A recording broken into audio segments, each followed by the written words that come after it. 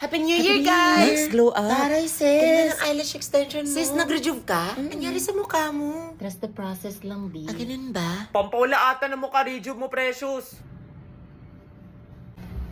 Diyan na ba siya, ma'am? Ha? Ano? Diyan na ba siya, ma'am? Hala, guys, braces na si Jessa. Wait! Wow, rich kid! Hala, braces nga. Magkano? Masakit ba? Masakit.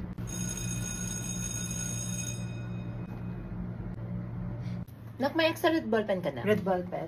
Meron po, Scars, takot na akong masugatan. Magbabago na ako this year. Tahimik nito. Oo nga, di ba madaldal yan? Be, alam mo ba yung issue? Yung cheater daw si I don't think so. By the way, when we leave, I have more important things to do instead of talking to a bastard like you. Oh! Gusto mo? Di okay lang ako. Hala, tigas.